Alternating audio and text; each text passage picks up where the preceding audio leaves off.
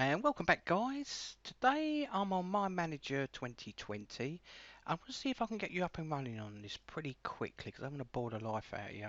So I'm just going to show you some fundamentals. So when you start it up, this is what you basically get. Options at the top here of creating a map and what direction you want to create that map and how you work as an individual. Underneath here we have loads of templates that you can work from. So what we'll do is keep it simple. I'm going to choose the first option we can here and do a left click. And then I will select Create Map. Now we're good to go. Now we have our central topic in the middle. Now to create subtopics off of that, easiest method is just to click the plus button. But if you hover over it, you can use the shortcut key Insert or Control and Enter to create one as well. But I'm just going to left click that. I'll find out the easiest method. You can also create one if I go to Home at the top in the Add Topic section.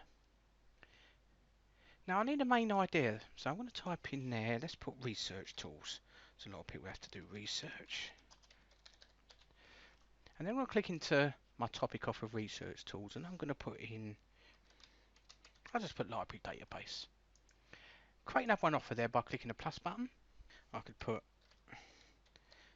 Google Scholar. You can't always find what you're on, and it's quite difficult. A good place to go.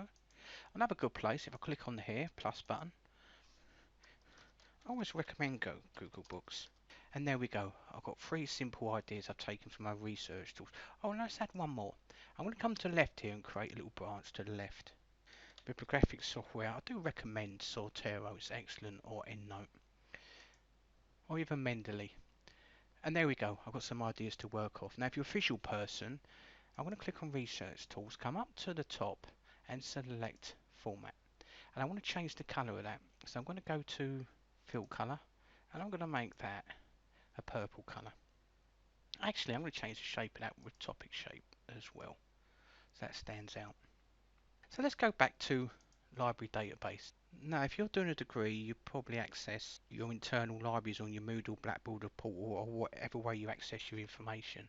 So what we could do with this is create a branch off of there. We'll click the little plus button, and let's put a topic in. I'll just put reference style in. I'm going to click on that.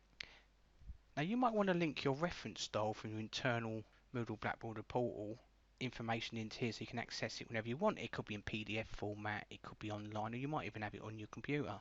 So what we do is select Home, and we're going to select an option that says Link. Left click it and select URL file path. This little window will pop up. Now I want you to go online, so I'm going to open up Google. I'm going to type in reference styles, for example. If you do use Sortero, by the way, have a look at this quickly. It's got a great list of reference styles. So once you find out what your reference style is, maybe you're doing psychology, APA, excellent, or maybe you're using the standard, which is Harvard, but there's loads there to work with. So let's say I want to use this website, so I'm going to copy the link, right click and copy, go back to my Mindmanager map, and I'm going to paste it where it says link target, Control V, I'll right click and paste. See, link titles automatically change to Zotero style. This is great when you're doing research. And select OK. See little Z? If I click on that, that'll bring up that website for me to the right automatically. And that way I can access the information fast, so you don't have to lock your windows in left and right. It does it for you. Really handy option. But when I close that window, you won't lose it, as you can see, the little Z there.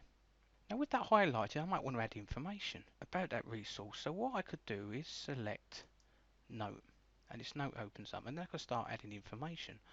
Or if you have information from the actual website, I have it here, so I'm just going to highlight that line, Control C, Mindmanager and Control V in there, and then you can add that information with the actual reference style.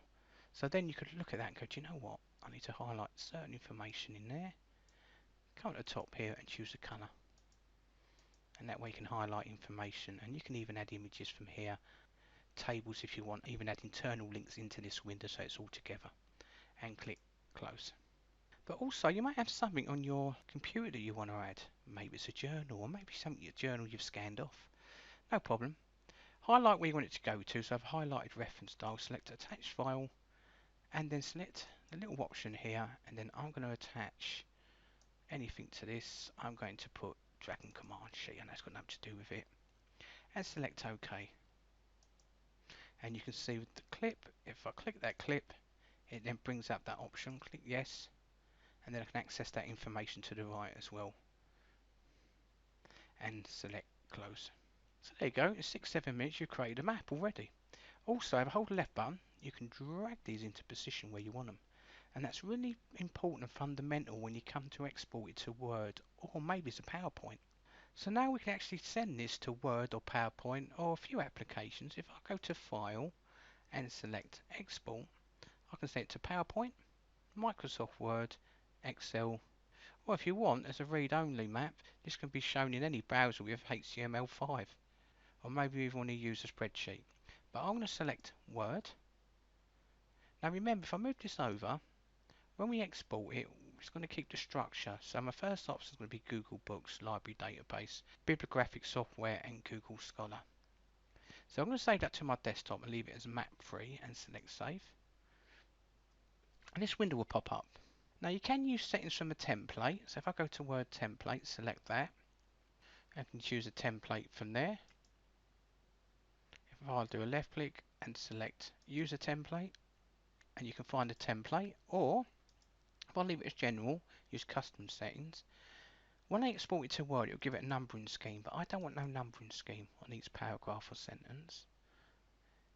Indent until top level 9. Now what that means is it will indent every paragraph or text you've got in here in order up to level 9. Now these are levels, so this is level 1, level 2, level 3, and it'll be 4, 5 and so on.